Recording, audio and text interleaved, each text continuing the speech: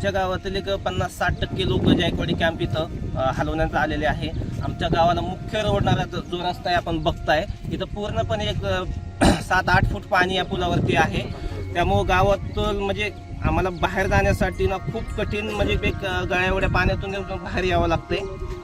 त्यासाठी आमची खूप वेळा प्रशासनाकडे याची मागणी केली की हा पूल आम्हाला करून द्यावा, पण 2006 पासून जसेचे तसे तीच परिस्थिती आज पण आमच्यावर आहे। पूर्णपणे आमच्या पिकाचं नुकसान, आमच्या गावात आता तुम्ही जाऊ शकत नाहीत। गावात तुम्ही जाऊन बघितलं असतं तर पूर्ण घरामध्ये पाणी गेलेलं, एक 50-100 घरामध्ये गावात पाणी गेलेलं आहे। खूप भयानक स्थिती आहे आमच्या गावची।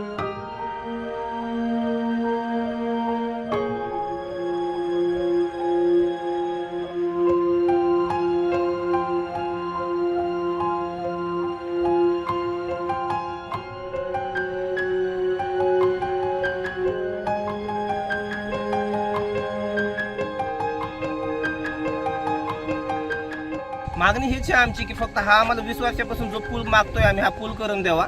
आणि आमचा जो एक दुसरा चारीचा एक रस्ता आहे तो आम्हाला जवळ हायवेशी जोडला जातो, तो एक रस्ता आम्हाला केला तर ह्या पुलाची पण आम्हाला गरज पडणार नाही। तो जर पूल केला तर ते 1.5 ते 2 किलोमीटरचा अंतर येतो, पण तो रस्ता कच्चा रस्ता आहे।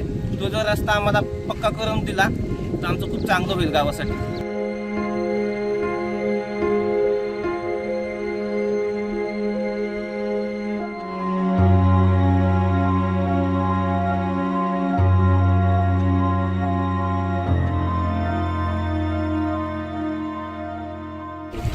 सर, जवळपास शेती आमची 60-70% पाण्यातच आहे आणि जवळपास बऱ्याच 100-200 कुटुंबात घरात पाणी शिरलेलं आहे। तर बऱ्यापैकी स्थलांतर केलेत, अजून बरेच कुटुंब गावातच आहेत।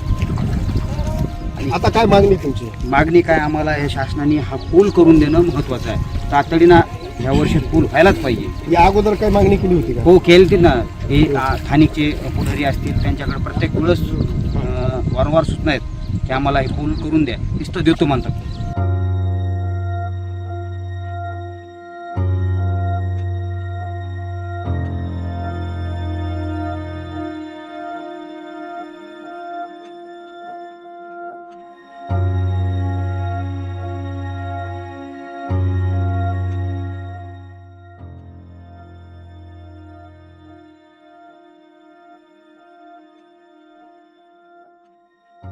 त्याची परिस्थिती पाहता जो नाथसागरामधून विसर्ग होत आहे, तो विसर्ग म्हणजे आमचं गेवरा तालुक्यातील आगरनांदर गाव, या गावामध्ये अतिशय भयानक परिस्थिती आहे व संपूर्ण गाव सध्या पाण्याखाली आहे। गुरंढोरं असतील किंवा माणसं असतील हे हायबल झालेले आहेत व सध्या 31% लोक जायकवाडी कॅम्पवरती असून एक 10 ते 20% लोक ह्या रोडवरती आहेत आणि 50% लोक गावामध्ये आहेत। त्यांना निघण्यासाठी, गावाच्या बाहेर निघण्यासाठी कुठलाही मार्ग दुसरा नाही आहे। आता हा दळणवळणाचा जो मुख्य रस्ता आहे त्या मुख्य रस्त्यावरती सध्या बघितलं गेलं तर छाती लेवल पाणी आहे।